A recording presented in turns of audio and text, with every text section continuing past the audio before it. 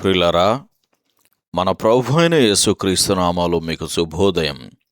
ప్రభు సమీపంగా ఉన్నాడు. అనుదిన ఆత్మీయ ఆహారం, డిసెంబర్ 24 బుధవారం. నేటి మన ధ్యాన లేఖనం మీకా గ్రంథం 5వ అధ్యాయం 2వ వచనం.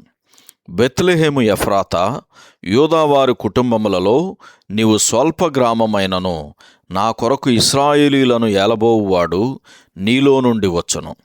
పురాతన కాలం మొదలుకొని శాశ్వత కాలము ఆయన ప్రత్యక్షమగుచుండెను. వ్యాఖ్యానాంశం: బెత్లెహేము అను కుగ్రామము మొదటి భాగం.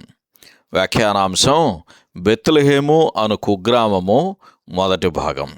వ్యాఖ్యానం: మీకా ప్రవక్త ఒక ప్రకాశవంతమైన ప్రవచన రత్నాన్ని ప్రకటించాడు. ఈ ప్రవచనము చీకటి కాలములో విమోచన ఆశీర్వాదాలకు నిరీక్షణగా ఉన్నది.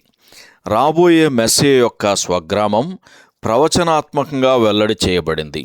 ఇది కేవలం ఊహ కాదు, ప్రవచనాత్మకంగా ప్రకటించబడింది. ఈ ప్రవచనం పూర్తిగా ఖచ్చితమైనదని తదుపరి చరిత్ర నిరూపించింది. ఈ ప్రవచనం రాయబడిన దాదాపు 700 సంవత్సరాల తర్వాత మత్తయి సువార్తలో యెరూషలేము రాజసంబంధులలోనూ మత ప్రముఖుల మధ్య ఒక సమస్యకు సంబంధించి ఏర్పడిన ప్రకంపనలు చూచాం. మత్తయి సువార్త 2వ అధ్యాయము మొదటి 3 వచనాలు చదవండి. పుట్టుకను బట్టి ఎదోమీయుడైన హేరోదు తాను యూదుడుగా చెప్పుకునేవాడు. అయితే మెస్సియా ఎక్కడ పుడతాడో చెప్పమని అతడు ప్రధాన యాజకులను, శాస్త్రులను కోరాడు. వారు ఎటువంటి సందేహం లేకుండా మీకా ప్రవచనం నుండి అతనికి సమాధానం అందించారు.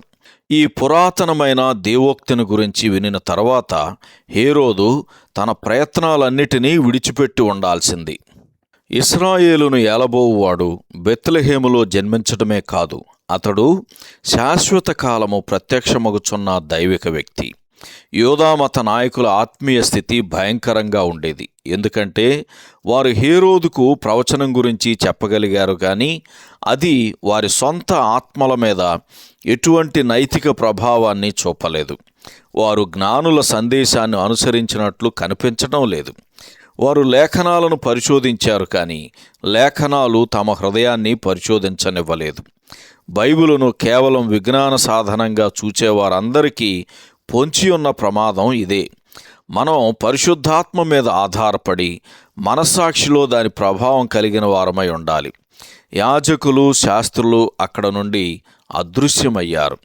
మనం లేఖనాలను చదువునప్పుడు నిర్లక్ష్యంగా ఉండకూడదు.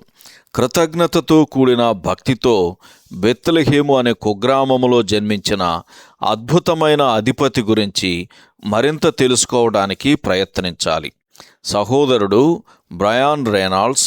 శుభములతో వందనాలు. ఈ సందేశాలకు సంబంధించి కానీ, బైబిల్కు సంబంధించి కానీ మీకేమైనా ప్రశ్నలు ఉంటే ఈ క్రింది నంబరుకు వాట్సాప్ ద్వారా పంపించండి. మీ ఆత్మీయ క్షేమాభివృద్ధి కోసం అనుభవజ్ఞుల ద్వారా జవాబులు అందించబడతాయి.